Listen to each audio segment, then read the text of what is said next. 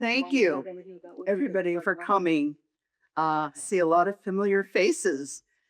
Um, we here at the Historical Society, we have a lot of artifacts, over 500 probably, that have been donated over the years since the society started, and we can show them often. You know, we just don't have the room. So Ross had this idea of just, you know, having an event where people could come and people who have given some of the items in our collection, or people who are of the family that donated it.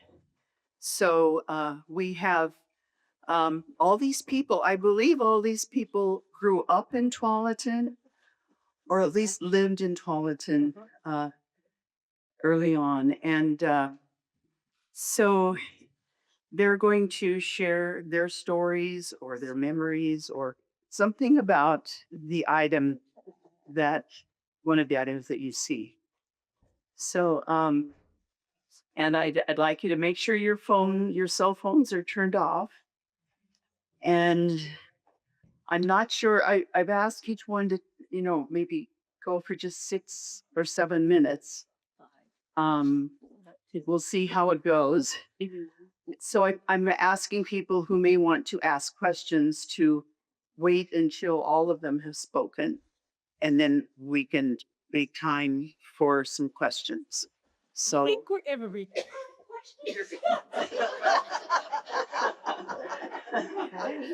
yeah, don't be memory. Okay, so let's get started.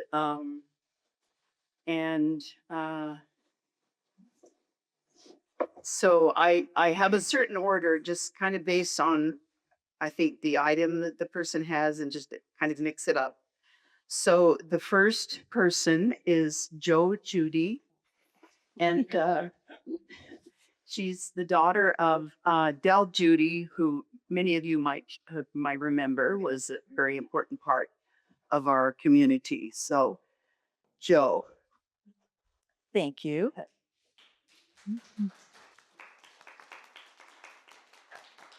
And I was asked to see if does that help?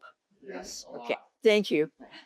I was asked to talk about my mother's wedding dress, which is hanging over here, and which, because I don't know that much about it, I've got a couple other things I'm going to tell you about my mother.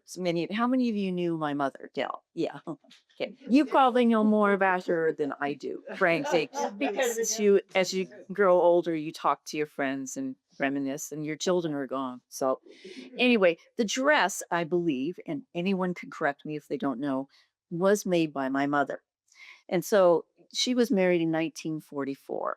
And she was a junior in at Pacific University. My dad was a senior, and he was going to go off to Chicago to seminary school. So they decided to get married in a rather short period of time. My mother had started a business on her own because she always wanted to have a retail store, a dress shop, and she sewed. And while I was looking through letters to kind of figure out the time period and whether she actually said in here that she made that dress entirely or designed it, I ran across her little business letterhead and an envelope. I only have one. And it was Dell's. She was going to call herself Dell's. And she says, exclusive fashions designing. So I feel pretty secure in saying that she probably somewhat designed the dress, and I know she made it mostly herself, if not entirely. Now, if anyone wants to correct me, they can. But the other thing that I thought was interesting about in the 5 minutes that I'm given to talk about Dell is I remember this more than I remember anything about the dress or their wedding or anything. She worked for a dry cleaner, and she probably did that. Well, she's putting herself through college, partly as a musician. She played in the piano. Um, and then she worked in the cleaners, in the dry cleaners. And she always billed herself for the rest of her life as the best presser you could find because she had the big machine, and then she had to learn how to do the intricate pleats and stuff. She was always very proud of what a good presser she was. So I was another. And I think that was just about only really interesting stuff I could find. Other than I was very glad to have her business stationery. Thank you. I'll go get them. So the next person is Cheryl Rafe Brown, and the daughter of Harold and Lillian Brigg. Lived here in Fullerton for many years. Very nice couple, very good people. And also the grandfather of Alice and Reuben Courtney. So, anyway, I am going to talk about the caller's table. I believe it's called, and the tools. I don't know a whole lot about them. They belong to my grandfather, and we lived right down the street on Herman, and they lived right across from us. So I always heard this story and how I used to go over every single morning and I would have cookies and milk with my grandfather, and then my grandmother would do my hair. And I sort of remember it, but it's kind of like, do I remember the stories or do I actually remember? And then he passed away when I was like 4. And so I don't remember him a whole lot. I do remember the house and going over because my grandmother, still was still there. But the thing I remember the most, and I actually called both my brothers, and they didn't remember a whole lot either about color, except that it was always in our living room. We grew up with that thing in the living room. I didn't even realize what it was called because we always called it a horse. Because it looks like a horse. But it was always in the living room, and my mom always had a plant sitting on it. So I remember that. But yeah, that was about it as far as that goes. So Thank you. yeah. Wondering if there's anyone in the audience who knows about cobbling and how these, I mean, I didn't have time to find much information about, you know, making or repairing shoes, but um, it's a fascinating set, and I'm glad your parents got it. So, okay, the next person would be Chris Niger Tunstall. Thank you. Tell me if I'm too loud because I can't hear very well. So I want to give a little history before I started talking about this book. I'm Christine Nyberg. My father was Clayton Nyberg, and my grandfather was John Nyberg, and his wife originally was Ora Barngroper. And she arrived here when she was 4 years old with her parents and grandparents in 1883. So she met John Nyberg, the Swedish dude, taking some sheep to ship to New Zealand. And he stayed in Colleton instead of going to New Zealand with the sheep. That's the original flying horse. So he became, he worked with now I can't remember, blacksmith. He worked as a blacksmith. He started buying land, little pieces, little strips of land. And eventually our family owned 130 acres in Tualatin. And my family still owns much of that, Nyberg Woods and Nyberg Rivers. And you might remember the beautiful gray and white house at the exit. How many remember Nyberg Roads? Well, that's where my dad and his brothers and sisters grew up. And his parents thought it was really important to do, want to pass those photos around that we had over there, to spend money on fancy photographs. So there's a lot of photographs in our collection. Some are here and a whole bunch are at my house. And yeah, just try pulling without fingerprints all over them. There's some of them aren't that special. But then you can see the family. So John and Nora had 10 children, and you can see them in there. And they also, besides nice photographs, they like to have the children learn to play musical instruments. So these are all featured in these photographs. So the oldest is Claude, and he had twin sisters, Velma and Elma. And then there were 3 girls, Ruby, Ruth, and Zira. Zira and Ruby lived in that house their whole lives. And then my father and his 2 brothers were born after that. Since dad was the first son after 6 daughters, my mother said he was quite spoiled, but I'm not sure about that, but I think she's probably right. Anyway, there was Wilbur and Willis also. And all the men went, except dad, served in the military. And I don't know too much about this. I just remember, if you'll notice in the photograph, it's sitting up on the piano. I think Ruth or Ruby played the pianos. It looks like Velma and Elma played the violins. And there's a drum set in there, and I'm assuming that's Uncle Claus. I don't know. But here's a little postcard I found. Sandra came over to look through some of our other photographs that we have and to decide which ones to bring that are over there. And this was from, they didn't have phones. So they sent postcards, and I had boxes of postcards.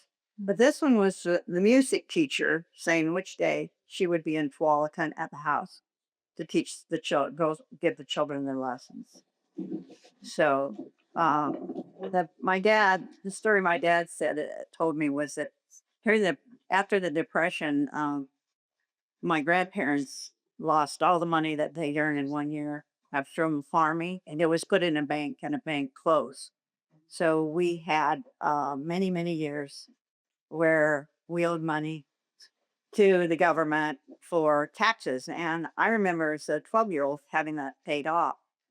And so dad told us that the one good thing that he thought about the Depression was that he didn't have to take music lessons.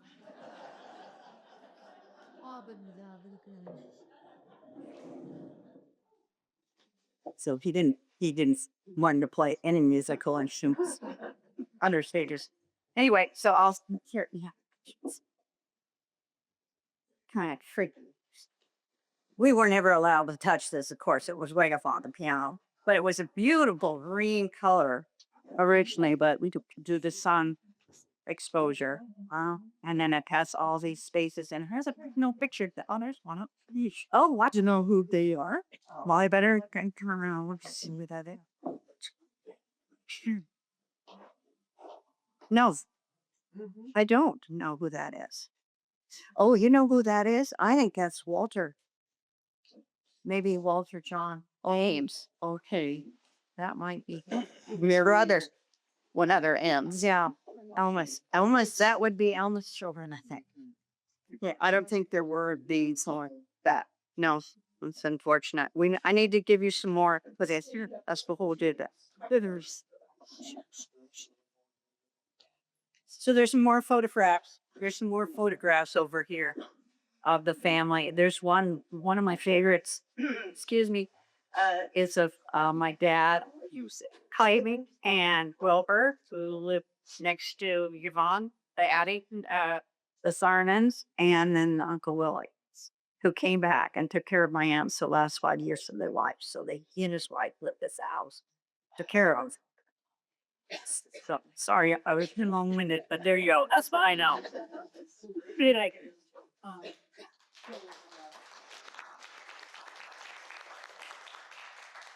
You gave it to Kathy Dalton.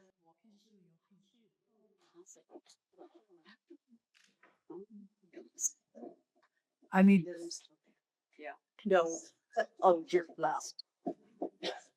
I always talk with a Habler voice, as people called it. I had Dalton Walsh. My mother was Lois Dalton. In 1958, she took her bluebirds down to find a park or something, a nature walk. And she went into City Hall and ran into Yvonne's mother, Mimi. And she said, well, there's the community park straight down the road. So she trotted on a little Hales down the road, and the community park was the opposite side of the trestle, but it was covered with scotch bloom and blackberries. And she decided that they needed to clean the park up. And she found out that the Easterns had donated that 5 acres of land, but there was contingency. If nothing was done in the park in a 5-year period, the land reverted back to the Eastman estates. So she sent the rowdy children of Tualatin on their bicycles, and we went riding our bicycles through town following town meeting. And the residents of Tualatin thought, oh God, they want to raise the taxes. But a lot of people showed up at the town meeting. The town meeting was, what are we going to do about the park? And for weekends, 1959 was our 100-year birthday for Oregon. And she thought it would be a good time to bring back the Crawfish Festival. So the Crawfish Festival originally started in 1950 by the DFW to build their Quantum Hunt, which was their home post until a few years back. They quit after 5 years because they had enough money to pay for their building. So my mother went back to the people to be at the DFW and asked them if they would revive the Crawfish Festival, and they said no. It was too much work. So she got together with the nonprofit organizations, the Flower Club, the Garden Club, and they formed the Booster Club. I don't know if any of you remember the Booster Club or not. But the Booster Club started every weekend. Man, woman, and child was down here at this 5 acres cleaning out this park. The men built the little places for the organizations. Crawfish were caught in the Tualatin River and cooked at home. Dickinson's Jams and Jillies kept the crawfish in their freezers and gave them the 5-gallon cans to put them in until came time for the festival, which was the second Saturday in August. The first court was not called the Crawfish Court. It was the Pioneer Court. And the Pioneer Court considered the Jurgens, the Lads, and the Sarginos. And that was our Pioneer Court. After that, it was a Crawfish Court, and then we had little Miss Tadpole. The Crawfish Festival originally nonprofit. This is how they could come and make money for their organization. And they did quite well. They had drawings at the you could buy tickets and then they have a drawing for some prize or another. We had horse shows, we had dog shows. Alpenrose brought their ponies. We had free pony rides. Things, and this festival lasted Friday night when they introduced the court. Saturday, the parade started at the grade school. Right. Now it's a marquee. But started at the original grade school up the hill. They were coming into the park and they were still leading the school. This parade was that long. We had bands, we had cars, we had floats, we had everything. A long news at one time said Tualatin, a very small community, during Crawfish Festival would gather 5,000 people in this community for those 2 days. Started out Saturday morning with pancake breakfast. It was a donation only. Or if you didn't have money, you got it for free. But you had things going all day long. Some things you paid for, or you played the games. The original King Cray, which is on the front of the original souvenir books, the original King Cray was drawn by Jim Potts who was the art teacher at Lake Oswego High School. And he was a frequent visitor at Spot Tavern. Not that anybody knew about the Spot Tavern. Oh, yeah. But a lot of things happened at Spot Tavern. I used to call it my dad's second home. Anyway, that's how the festival became, and it became big. It got really big until people got tired, as we all do, and only certain people, and I don't care what organization you belong to. There are people in that organization that do everything for that organization, and there are people that sit back and say, "Oh yeah, I belong," but I do nothing. I see that a lot. But it carried on for a long time, and then it was taken over, I think, by JC's and the city of Tualatin, and then they started charging to come into the park, and there were no longer the games. It was commercialized. It wasn't fun anymore. I remember the old days, and they were fun days. Yeah.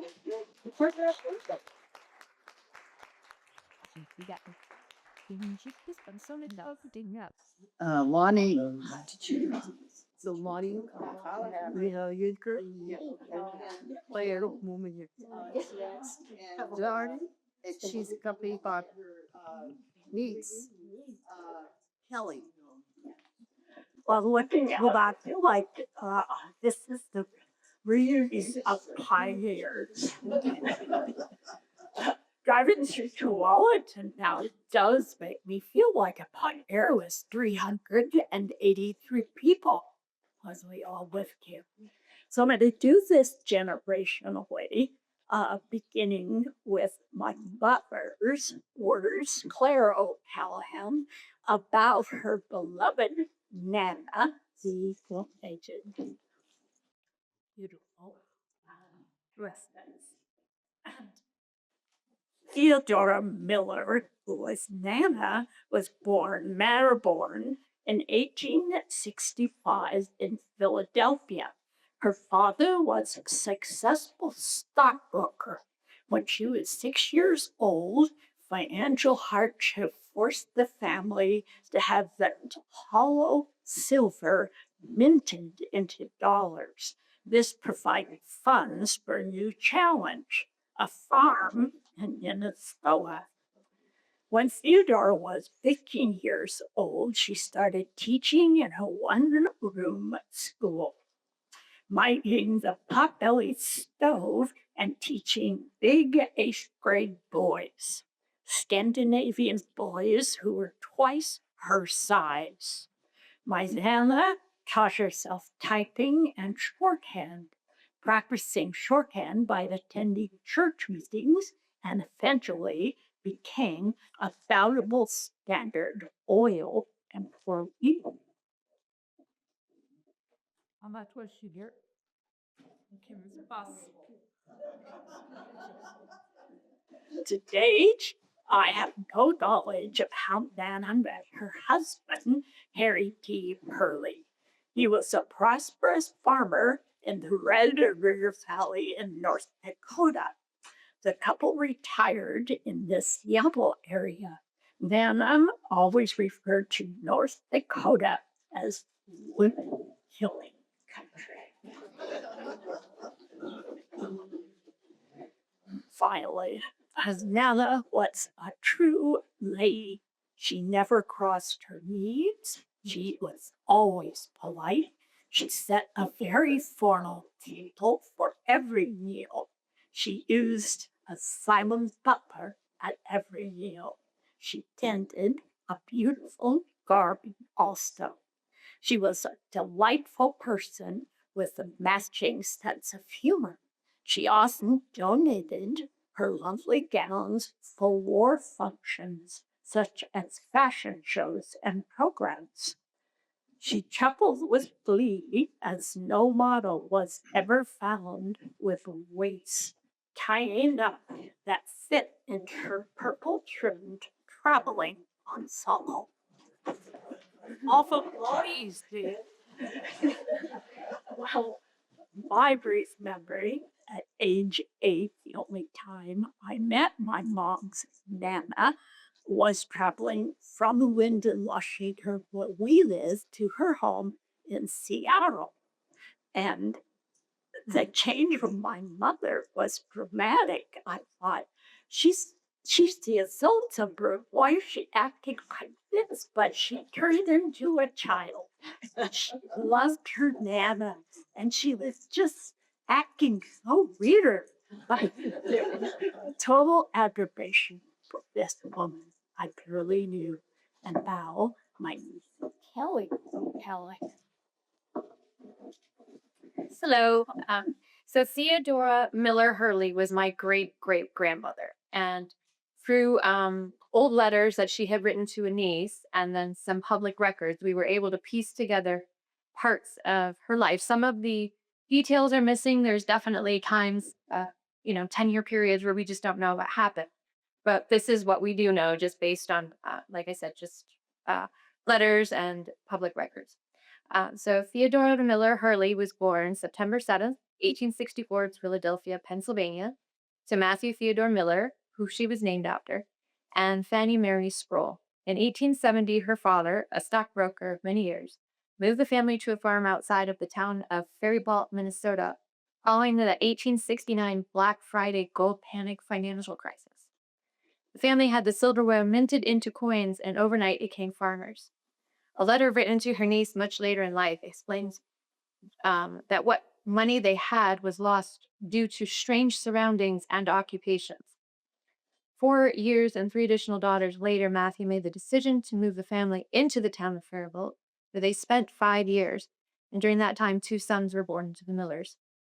The family of 8 moved again to St. Paul for unknown reasons, and when Theodora was 15, she began teaching in a country school.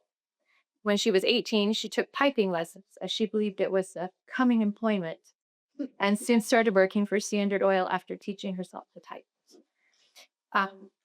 There are so many things that are a mystery and we'll probably never know. There's a 10-year gap where there's no information on what she did after starting work for Standard Oil and getting married to Harry Dwayne Hurley in St. Croix, Wisconsin. We don't know how they met, but we do know that they were married in Wisconsin and moved to North Dakota to the Hurley farm, where she was 28.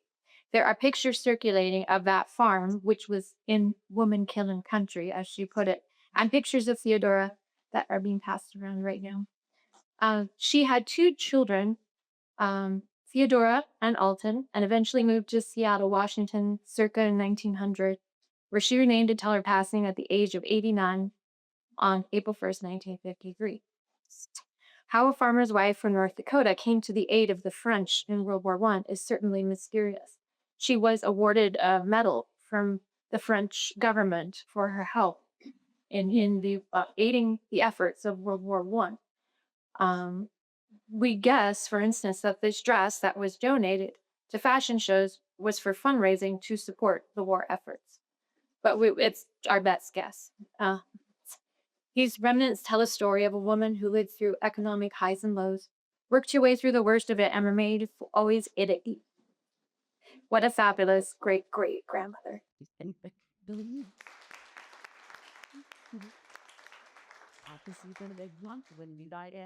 Bohan Sylvie Swinton.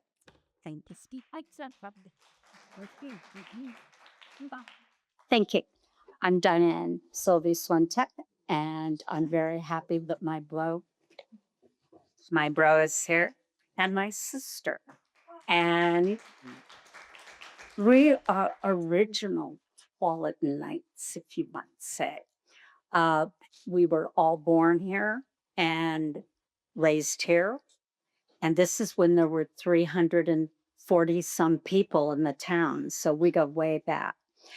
My donation is a rocking chair that was mine, that was given to me on my first Christmas by my parents, Don and Vi Sylvie. But the placement of this chair is the Sylvie Lumber Company, which brought us all to Tualatin. Now, the Sylvie Lumber Company is now, I think, Gyros. Yes. Is that right? Okay. Above there is a building that's been everything from a massage studio to whatever. But that was my first home. And the reason was after the war, my grandfather, Sylvie, and grandmother, Sylvie, Mary, decided to open a lumberyard. And they decided on Tualatin. So after the war, my dad and his new bride, we have a picture of them down there, real cute couple, they joined in the lumberyard as well as our Uncle Vent. So it was a family affair. Started out very small and it grew. And what you see is the outer shell of the building now. And that's the story of this rocking chair. Anyway, on my birthday, I was given this. So it's 70 some years old, but it's still working, still rocking. And you see it every Christmas because we have fun decorating the Historical Society here. And we put an antique doll in it. I loved growing up in Tualatin. It's a very special place. At one point, I moved to the East Coast with my darling needy husband. And coming back one time, there was an article in the newspaper about my Tualatin. Couldn't believe it was right there. This is a very special place and a lot of special people here. We had a good time, lots of fun memories. And I think the idea of sharing some of the things that we experienced is really fun. I've really enjoyed it. And we've had some lovely speakers up here also. Now, I divided my time for my darling bro, who was the very first Tualatin Eagle Scout. Okay, that is my 3-minute syrup. There you go. Thank you.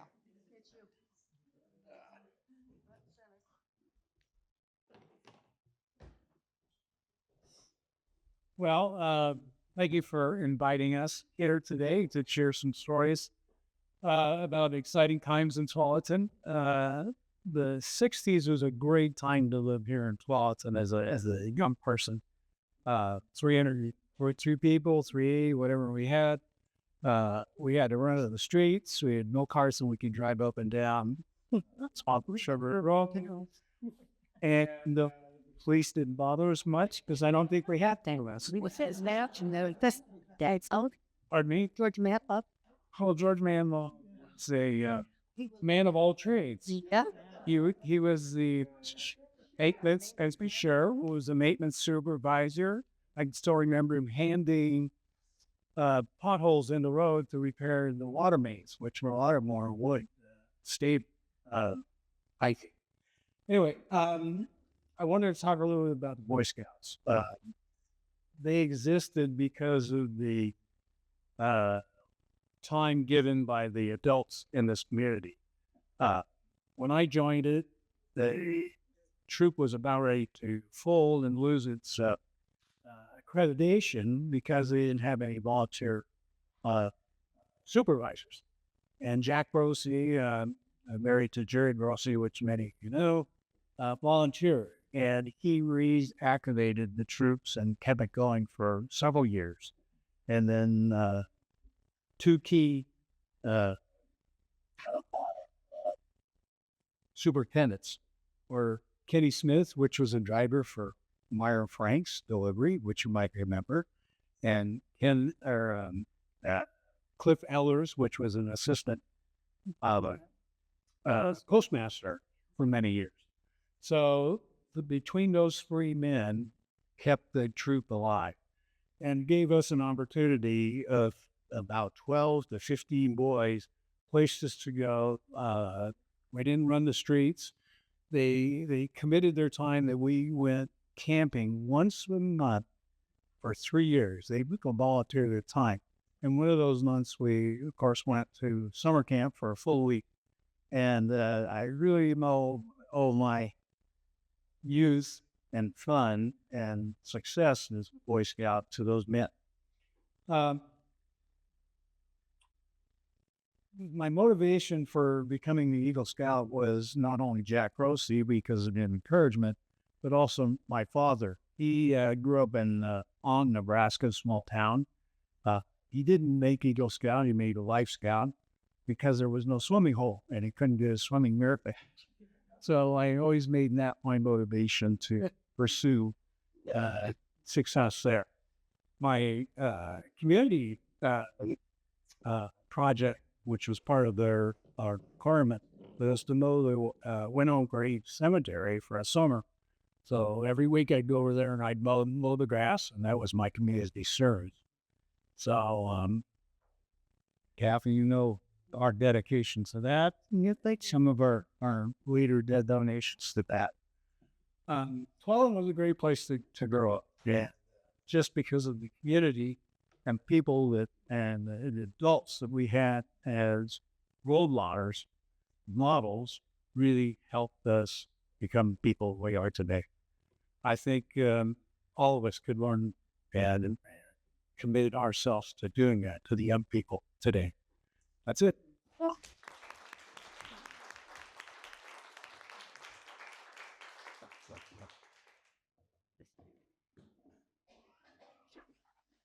Wow. Thank you. Those are some wonderful stories.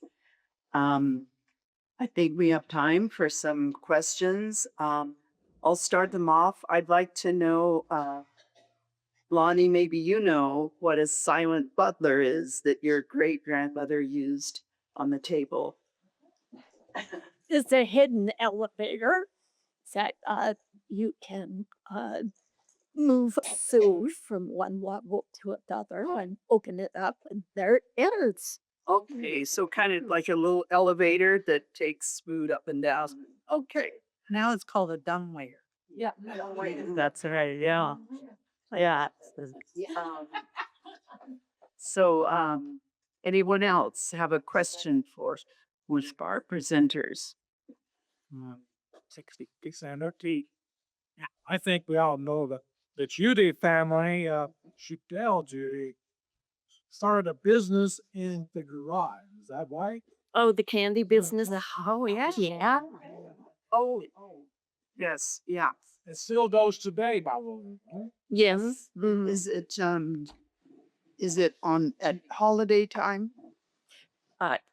Mostly holiday time, although holidays is like Valentine's Day, other than just Christmas. But yeah, my sister-in-law, my brother Scott's wife, Debbie, she really got that candy business going.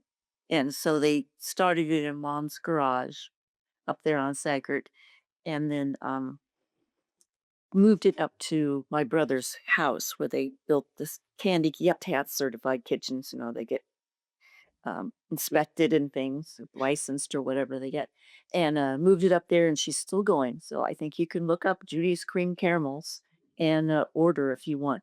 So, And is it in Tualatin, which she opens up? no, she's in technically Sherwood, but yeah, that's where she is on what's the name of that street? I can't remember. But Judy's. Judy's Cream Caramels. Yeah, that's what it started with my dad's mother, so my grandmother. Yeah. They are really good.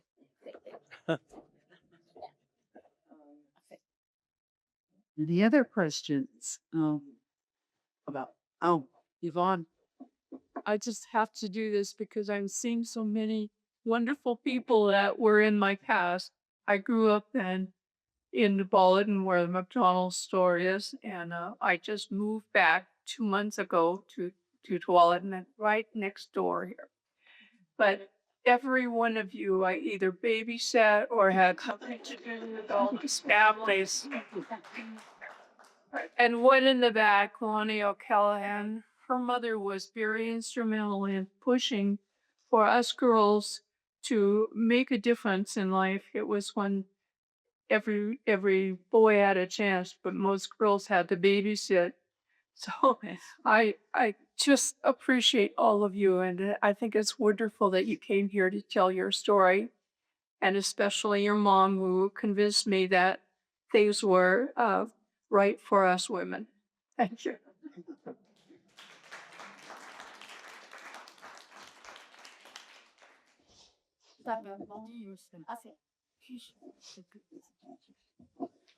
Being Don brought up Winona Cemetery, I have to say, that was my mother's dream. It came out, make a difference day. And Tualatin never had any way they could find out who was buried there. So she thought about, well, let's make a difference day and let's do some type of thing, which became a $20,000 kiosk that lists all of our people that are buried there. And there's a thing that says, I have a dream. And her grandson and I put those names up every year of the people that have been interred there. But it because of her dream and this gentleman right here and all of his help that became what it is.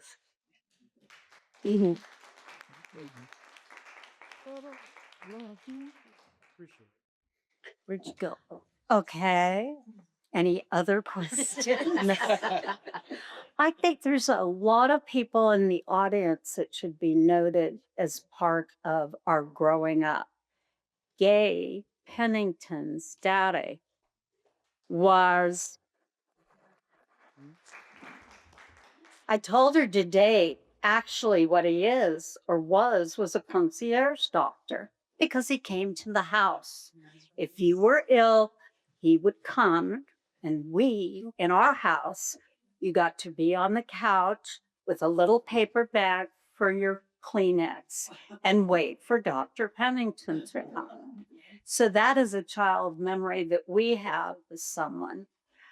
I also want to say today is Yvonne's birthday, and for someone that has done so much for this community, I'm going to let Joe lead you in happy birthday. Oh my God.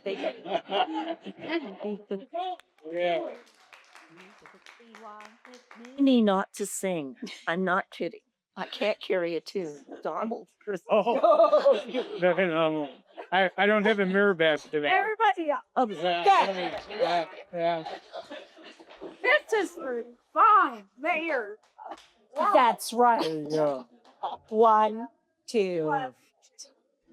Happy birthday to you. Happy birthday to you.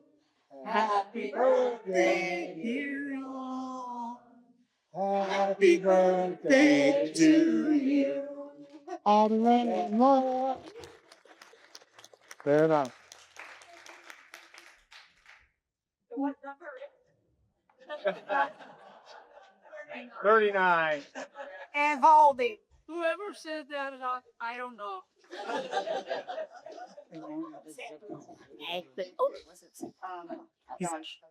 Any other questions that anyone has?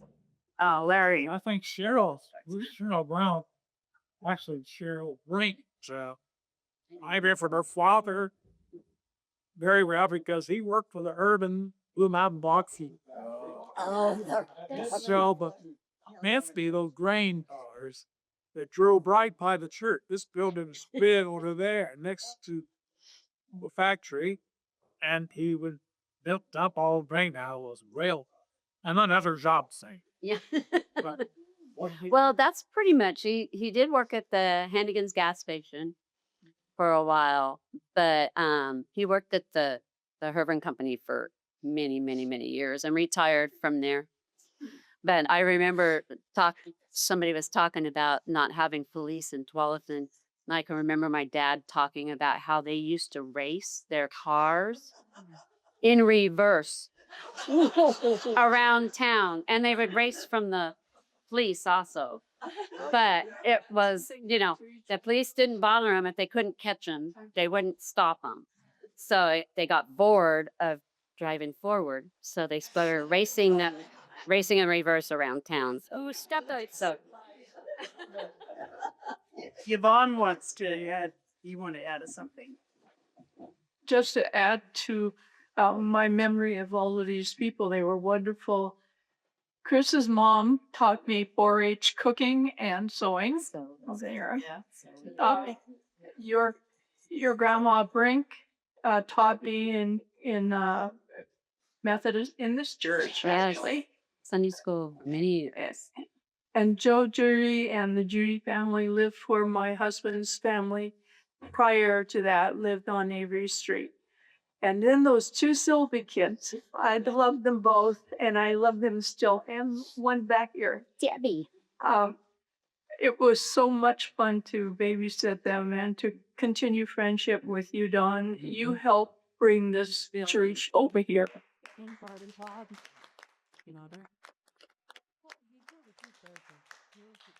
The Dalton family, Lois Dalton was a true contributor to our community, and it was about 4 years ago that we ran into in the park. Annette and I were walking and found the curving of the old sawmill building.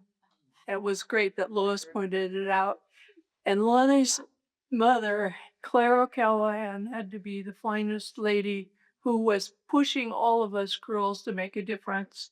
And she very much influenced me to push hard. And back there, I didn't pick up your name, but I wanted to thank you anyway. Kelly. Kelly. Oh, Callahan. Kelly, okay.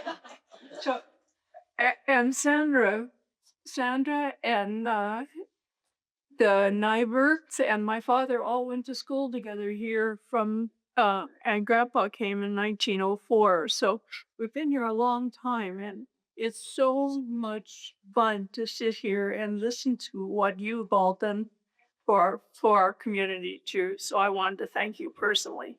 Thank you.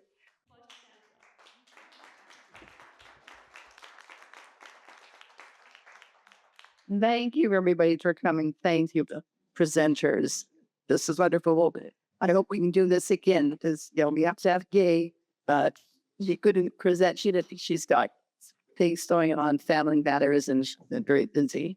So she couldn't present her side, her story, but she will in the future. So I wanted to wrap up thanking Sandra for putting this program together because this has just been wonderful to see all these people and hear the stories. And I didn't move here until 1962 when I was already 11 years old. So those of you who were lucky enough to be born here, I'm jealous. But I've known, if I don't know the people, I've known their families, I've known their offspring.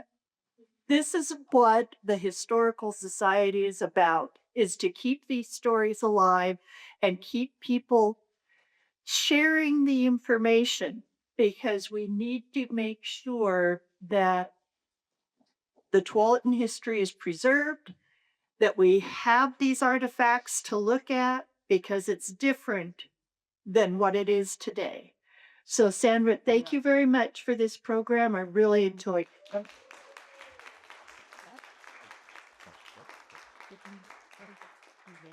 But that means I need to make a plea to you folks. Anybody who's not a member of the Historical Society, what's your problem? You can sign up online, just donate a little bit of money, and you'll get our quarterly newsletters in the mail, not online. We have a wonderful website with lots of these artifacts and pictures where you can go look at them anytime. Share them with your family, share them with your kids, your grandkids, your grandkids. So please, we need membership to keep it alive. The next program will be specifically about this building. We're going to talk about the history of the architecture, how the building was built, and I think it'll be a fascinating program. Thanks to Larry McClure for putting that together, and that is on April 1st. So we would love to see you back again. Please stay, have a cookie, talk to each other, look at all the artifacts, and I am so glad you were here today. Thank you. to guess you, everybody.